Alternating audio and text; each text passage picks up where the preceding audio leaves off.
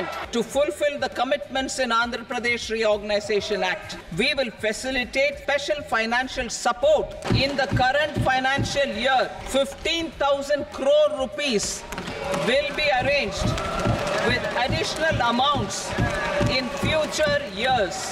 కేంద్ర బడ్జెట్లో ఏపీకి ఇచ్చింది రుణమా గ్రాంటా? రాష్ట్ర వ్యాప్తంగా ఇప్పుడు ఇదే హాట్ డిబేట్.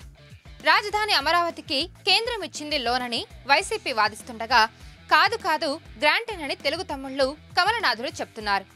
ఈ ఆర్థిక సంవత్సరంలో రాజధాని నిర్మాణానికి 15,000 కోట్లు, రానున్న సంవత్సరంలో అదనపు నిధులు ఏర్పాటు చేస్తామని ఆర్థిక మంత్రి నిర్మల చెప్పడం వరకు బాగానే ఉంది. కానీ అసలు నిధులు ఇస్తానన్నది ఏ రూపంలోనన్నది క్లారిటీ లేకపోవడం పలు విమర్శలకు, గందరగోళానికి కారణమైంది. ఇంతకీ ఏపీకి కేంద్రం నుంచి దక్కేది రుణమా గ్రాంటా?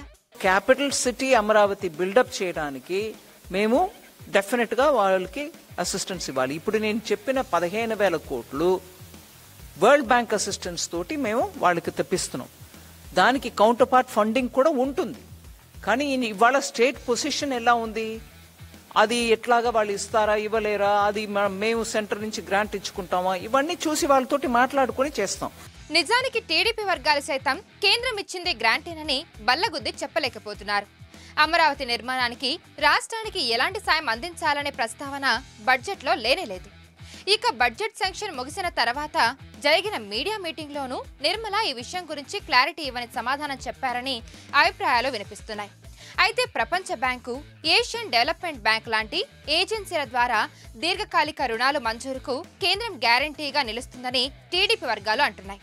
అంటే లోన్ ఇప్పించేది, అది చెల్లించుకునేది కేంద్రమేనన్నది వారి మాట.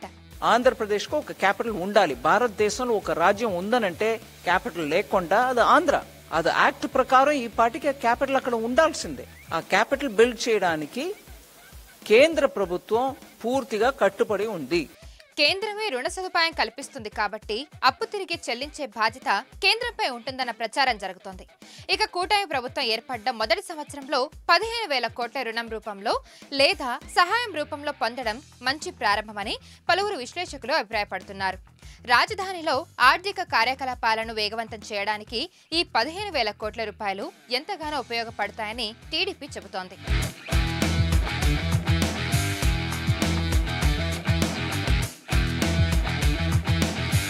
అటు వైసీపీ వర్షన్ మాత్రం వేరేలా ఉంది. రాజధానికి కేంద్రం బడ్జెట్ ద్వారా గ్రాంట్ రూపంలో కాకుండా రుణకల్పన వెసులుబాటు కల్పించడం దారుణమైన విషయమని మండిపడుతుంది. ఇది టీడీపీ చేతకాని తనమేనని విమర్శిస్తోంది.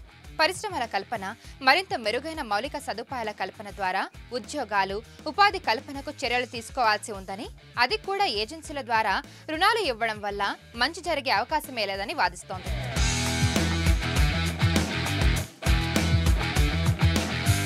అటు అమరావతికి 15,000 కోట్ల అప్పు వివిధ సంస్థల ద్వారా ఏర్పాటు చేస్తామని కేంద్ర బడ్జెట్లో ప్రకటిస్తే టీడీపీ గొప్పలు చెప్పుకుంటుండడం విడ్డూరంగా ఉందని వైసీపీ విమర్శిస్తోంది. సంపద సృష్టించడం అంటే అప్పులు తెచ్చుకోవడం అన్న మాట అంటూ వ్యంగ్యంగా మాట్లాడుతోంది. మరోవైపు ఏజెన్సీలు గ్రాంట్లు ఇవ్వవని, అప్పులే ఇస్తాయంటున్నారు పలువురు విశ్లేషకులు. మరి అప్పే అయితే బడ్జెట్లో ఎందుకు పెడతారని అంటున్నారు మరికొందరు. దీంతో అమరావతికి కేంద్రం ఇస్తానన్నది 15,000 కోట్ల అప్ప లేదా గ్రాంట్ అనే దానిపై చాలా సందేహాలు వ్యక్తమవుతున్నాయి.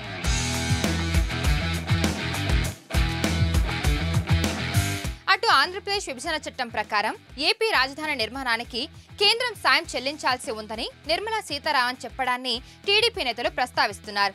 విభజన చట్టం ప్రకారం ఏపీ రాజధాని నిర్మాణానికి కేంద్రమే బాధ్యత వహించాల్సి ఉంటుంది. పోలవరం ప్రాజెక్టు నాబార్డు ద్వారా రుణం మంజూరు చేయించి కేంద్రం ఎలా చెల్లిస్తుందో అలాగే రాజధాని అమరావతి విషయంలోనూ కేంద్రం సహకరించాల్సి ఉంటుంది. అయితే అమరావతికి ఇప్పించే 15,000 కోట్లను కూడా కేంద్రమే చెల్లిస్తుందని టీడీపీ నేతలు అభిప్రాయపడుతున్నారు.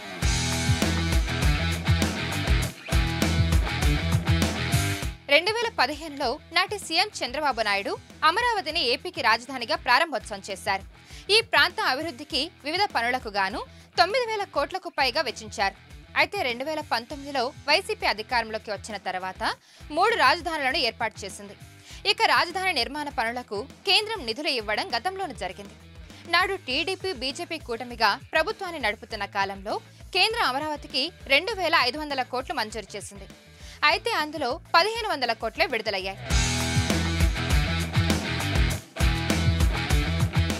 మరిన్ని వీడియోస్ కోసం ఛానల్ ని సబ్స్క్రైబ్ చేయండి, లేటెస్ట్ అప్డేట్స్ కోసం వాట్సాప్ ఛానల్ ని ఫాలో చేయండి అండ్ లింక్ డిస్క్రిప్షన్ లో ఉంది.